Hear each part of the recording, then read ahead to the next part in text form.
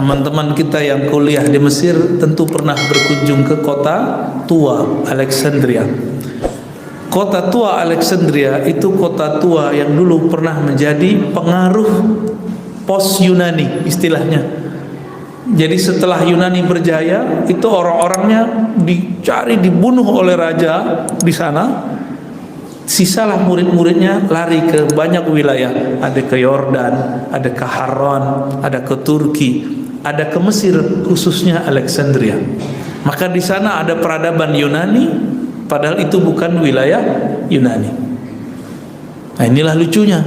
Kawan kita mengharamkan ziarah kubur, tapi ziarah ke Sphinx, ziarah ke apa tuh namanya yang lancip-lancip itu, piramid, juga ziarah ke tempat orang-orang Yunani. Katanya filsafat itu haram, tapi suka selfie di belakang bangunan-bangunan ciptaan orang Yunani.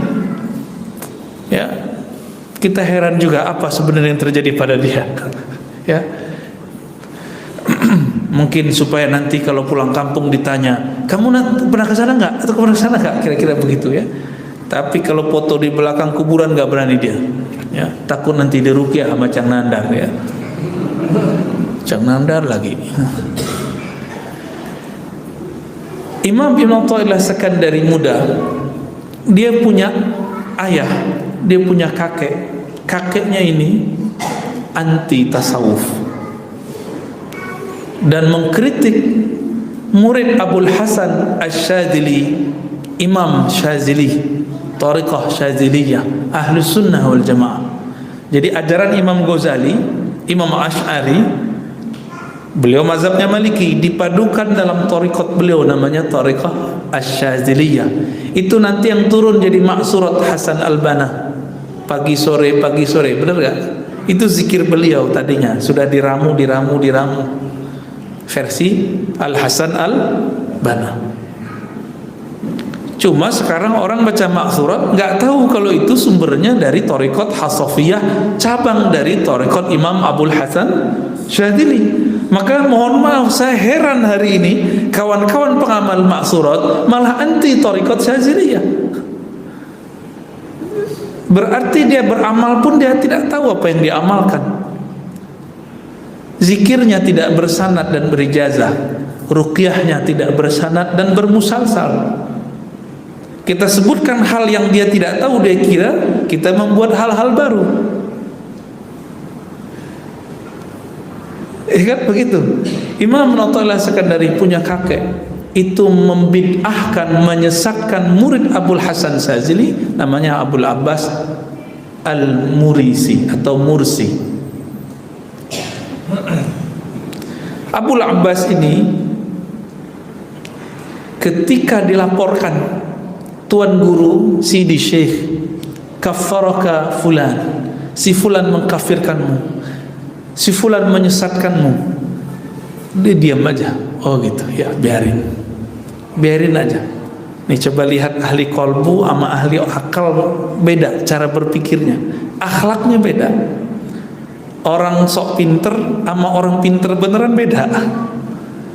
Abul Abbas ngatakan, oh ya biarin. Ini kakeknya Ibn Athaillah saat mengkafirkan itu belum lahir Ahmad Ibn Athaillah. Lahirlah anaknya dia, anak si kakeknya, berarti ayahnya Ibnu Athaillah. Itu masih disesatkan setiap khutbah, setiap ceramah. Hati-hati si fulan khurafat, hati-hati tarekat itu sesat, hati-hati. Begitulah seperti orang-orang hari ini membenci tarekat sufi, persis sama. Itu hanya sejarah yang berulang.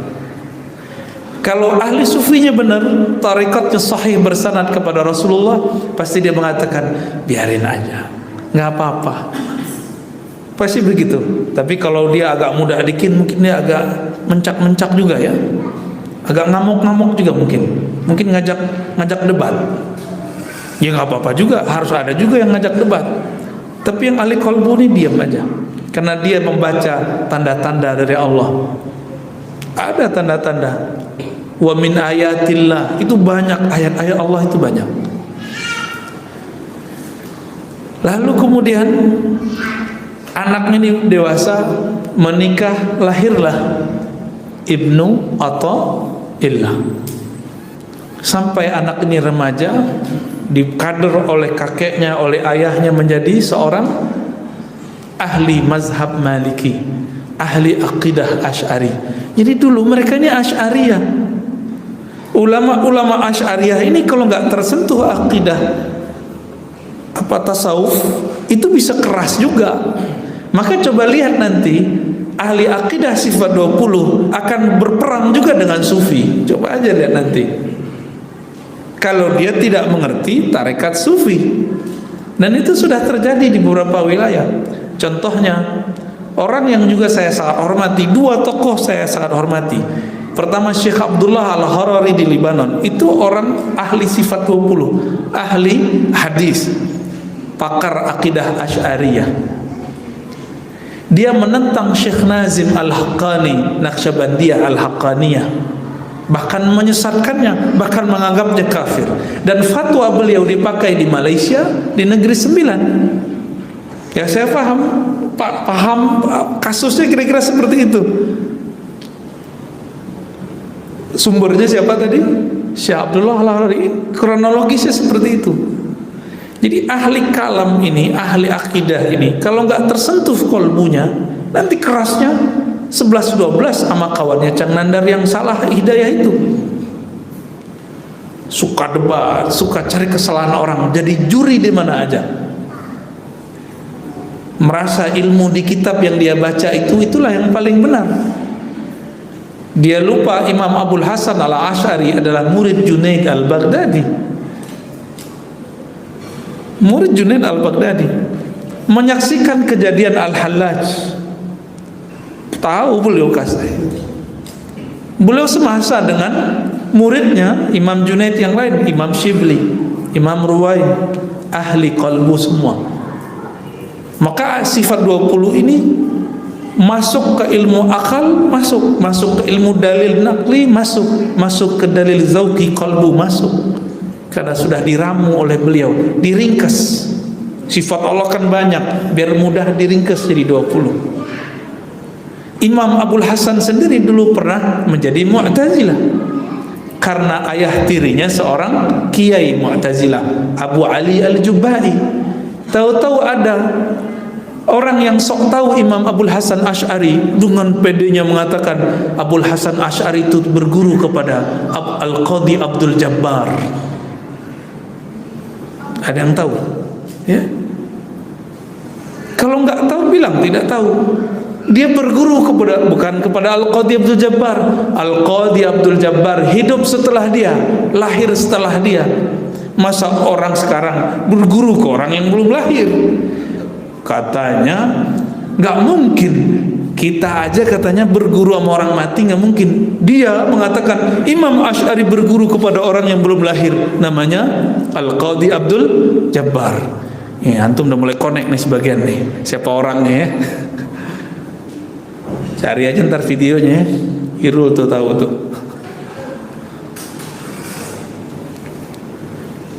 Kembali ke Imam Ibnu Athaillah. Imam Ibnu Athaillah Sakandari, anak remaja biasa, seperti teman-teman kita yang masih remaja lagi nyari. Coba ngaji Ustaz ini. Coba ngasih. Itu terjadi pada Ibnu Athaillah.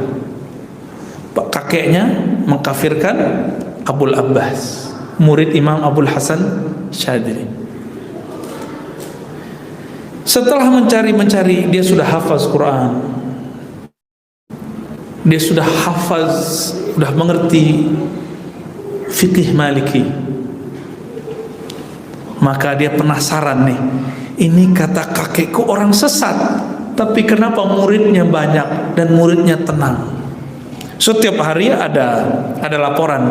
Ternyata Ibnu Athaillah juga mulai mencurigai Imam Abul Abbas. Maklum, orang ini kan dibesarkan di kelompok mana, maka dia akan curiga ke kelompok di luar dia. Oh, hati-hati, syubhat. Nah, kayak gitu bahasanya. Ya. Antum pernah disyubhatin nggak, Cang Nanda? Pernah diruqyah kali ya? Kalau jin datang ke dia, itu jin yang kesurupan.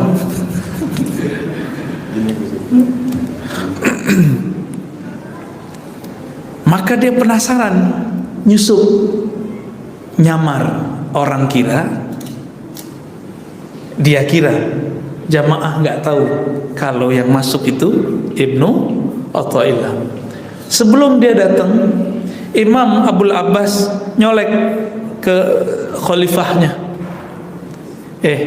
nanti bakal ada anak muda datang yang dulu mengkafirkan saya kakeknya.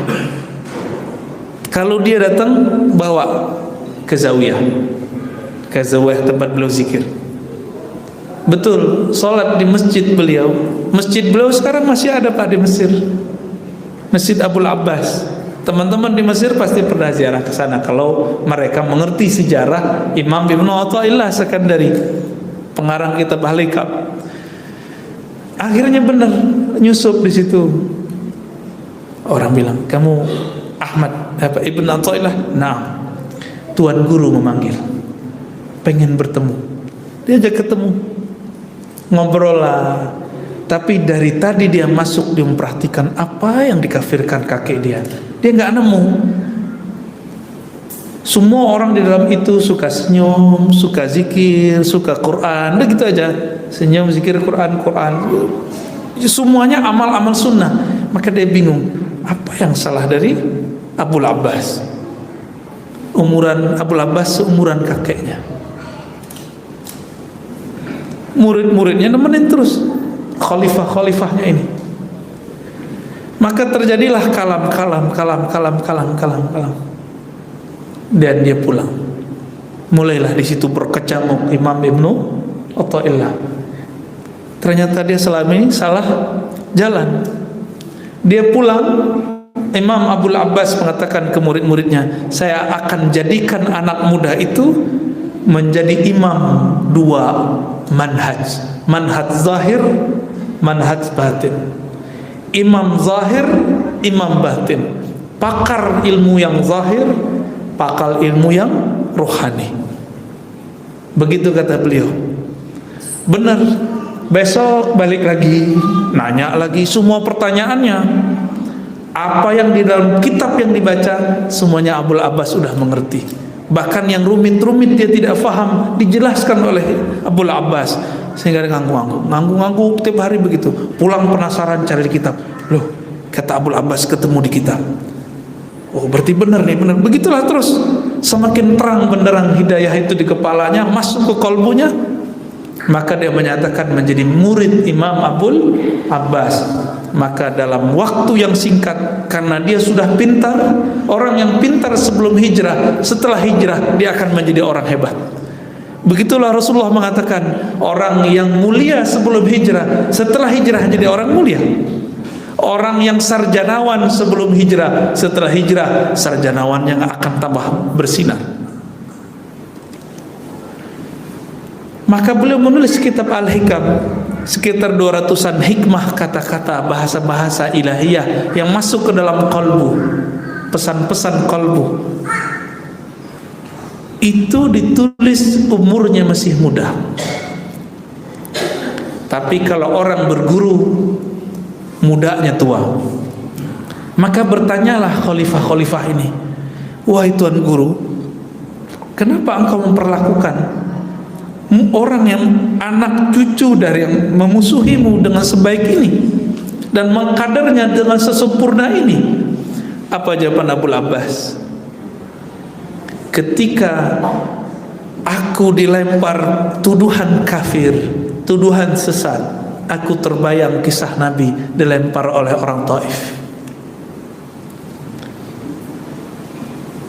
Lemparannya kakeknya Ibnu Athaillah tidak separah lemparannya orang Taif. Taif ngelemparin apa, Pak? Batu, tai onta, baunya bukan main. Ketika batu kena, Nabi berdarah karena Nabi nggak belajar debus, Pak. Ya, Nabi nggak belajar debus. Tapi kalau beliau mau sakti bisa. Berapa banyak hadis menyebutkan kesaktian beliau. Ya, batu pecah, orang kakinya robek, bismillah ditiup, sembuh. Pakai tiupan. Maka doa-doa itu ada nafasnya. Kita jelaskan bab nafas sama orang ahli ruqyah hari ini, mereka nggak ngerti. Nabi, hadis Sahih Bukhari Muslim, Kalau lagi nggak enak badan, beliau minta Sayyidah Aisyah meniupkan, unfitha alaih. Itu ilmu-ilmu yang turun ke kolbu. Ahli ruqyah sekarang mana ngerti, kecuali ahli ruqyahnya bersanad. Kalau ahli ruqyah tak bersanad, ya begitu. Sertifikat bukan sanad, nggak laku, nggak diakui Rasulullah Sallallahu Alaihi Wasallam. Harus ada ijazah dari gurunya, karena ilmu ruqyah masuk ke dalam ilmu hadis, ilmu musalsalat masuk, karena dia bagian dari hadis Nabi. Teknik-tekniknya ada dalam qalbu ahli hadis.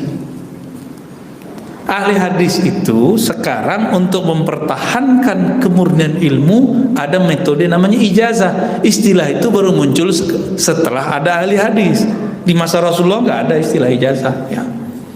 Kita jelasin begitu, kalau kuliahnya nggak ngerti ilmu hadis, dia bilang itu bid'ah juga. Ya, begitulah. Mau antum datangkan 1000 dalil, dia nggak paham. Ya, nggak akan paham karena hidayah milik Allah. Bukan berarti juga kita nih bawa hidayah. Bukan berarti kita nih agen hidayah, belum tentu juga. Kita hanya berharap dengan kajian-kajian yang kita niatkan mencari ridha Allah ini, Allah tetap membimbing kita.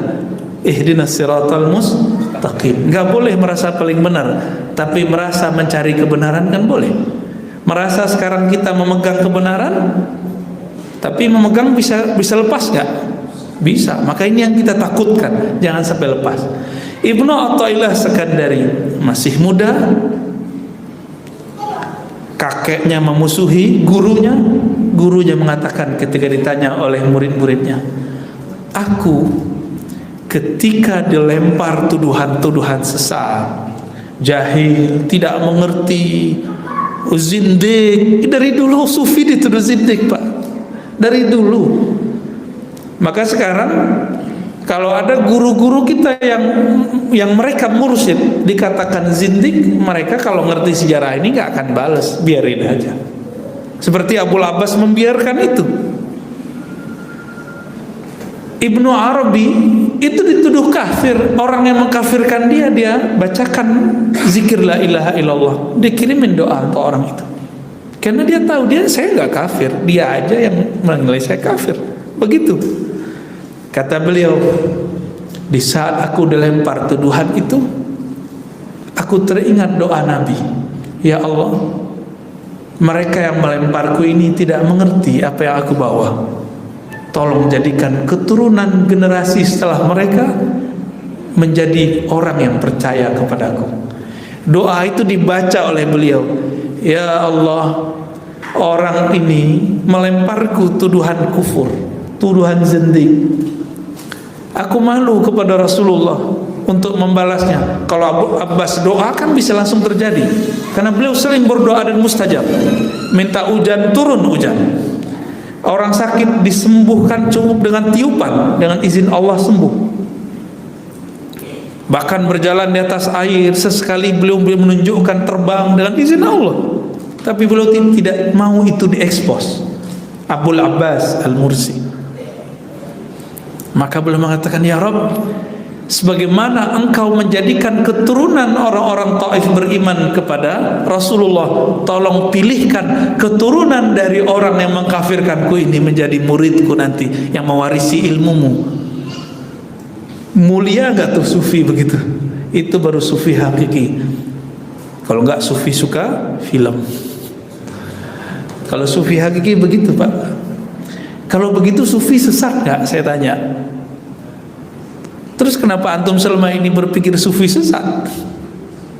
Ya, karena selama ini orang cerita sufi atau orang bawa tentang simbol sufi, dia emang nggak bener. Tolong bedakan, tidak semua orang tarekat itu sufi. Tarekat itu jalan menuju kesufian, belum tentu dia sukses menjadi sufi. Sufi itu seperti faqih. Faqih mewarisi fikihnya Nabi, sufi mewarisi kemurnian qalbunya Nabi. Ahli fikih mewarisi hukum zahir, rukun 13, ya, membatalkan sholat, sunnah, bid'ah. Ahli qalbu, ahli sufi mewarisi khusyuknya Nabi. Maka ahli fikih kalau menentang sufi kualat, tidak akan khusyuk sepanjang masa, karena ilmu khusyuk ada di qalbu para sufi. Tapi betul orang tarekat tidak semuanya sufi. Makanya antum lihat hari ini ada tarekat yang eksklusif. Ada tarekat yang kemudian merasa paling benar. Ada tarekat yang terjebak kemudian kepada hulul, Allah bersatu dengan makhluk, ada. Itu belum jadi sufi. Sufi itu naqiyun, sunniyun, rasyidun. Begitu Imam Ghazali mengatakan.